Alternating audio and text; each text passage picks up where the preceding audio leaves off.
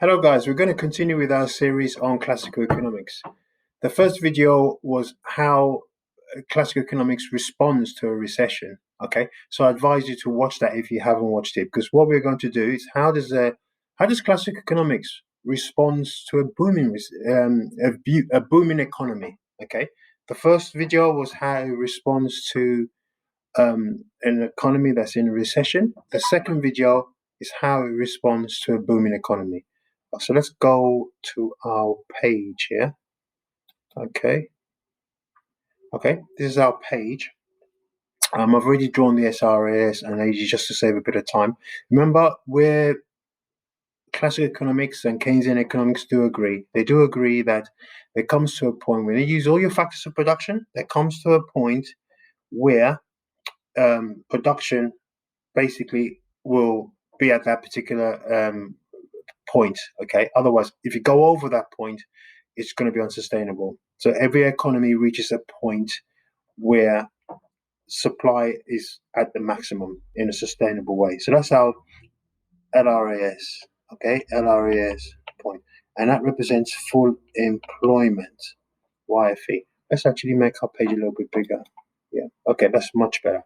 Don't know why I didn't do that before. Okay, so let's see what happens now. Okay, so we're now in a booming economy. So as a result, we're going to show you AD increasing. Let's just assume maybe government spending has gone up or consumption has gone up for whatever reason. It doesn't really matter. But the fact of the matter is AD shifts to the right. Okay, and if AD shifts to the right, which we'll just draw here, AD shifts to the right. Yes, you have AD comes out to AD1. And then you have the new equilibrium between SRS cutting AD1 and that is here.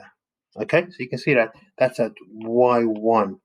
Now, the question some of you might be asking is, hold on a minute, I thought you said if you use all the factors of production sustainably, you can't go beyond LRS. Yes, that is the situation in most cases, in most scenarios.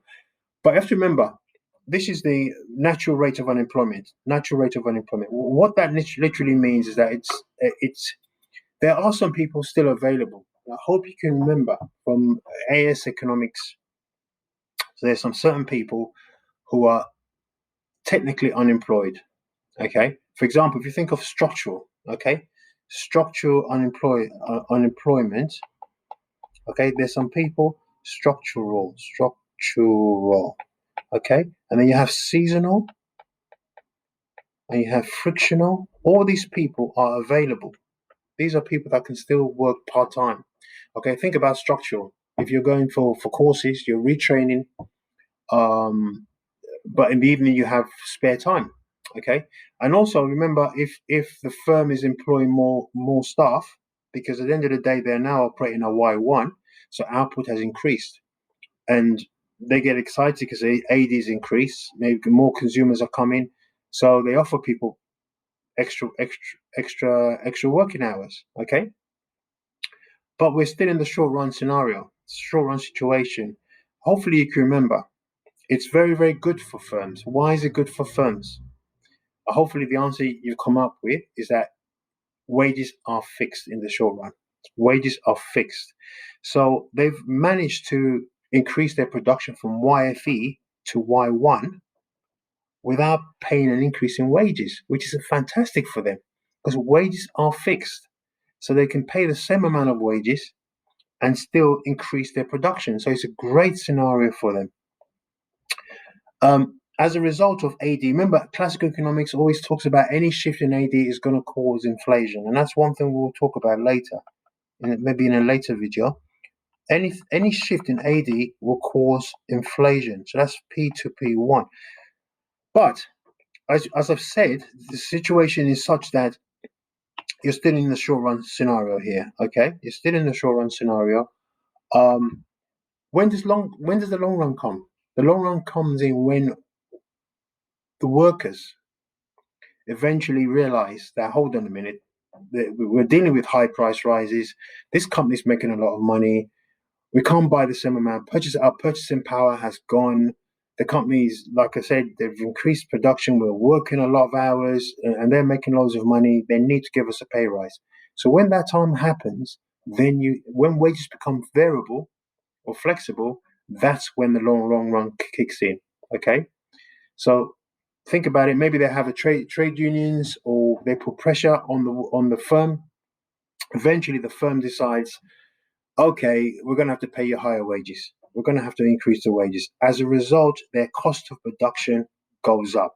Okay, so the cost of production, SRAS will shift to SRAS1 to the left. Okay, so cost of production will go up.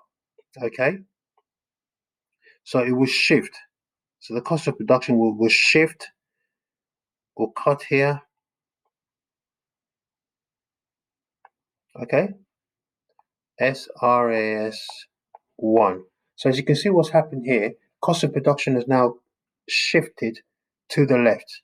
Okay, because people have been demanding higher wages, and therefore the price level is now at P2. Okay, as a result of this, but I want you to see this situation here where they've self-healed and they've gone back to YFE. They've managed to go back to YFE. As a result of cost of production going up, shifting to the left, they've actually managed to self-heal and go back to YFE. And as I've showed you there. And that's exactly how classical economics will deal with a booming economy. So that's clear. Okay, we'll do another video on the Keynesian economics.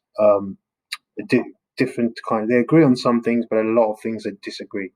Anyway, so I hope that's clear. Thank you. I shall stop this video now and see you later. Bye bye.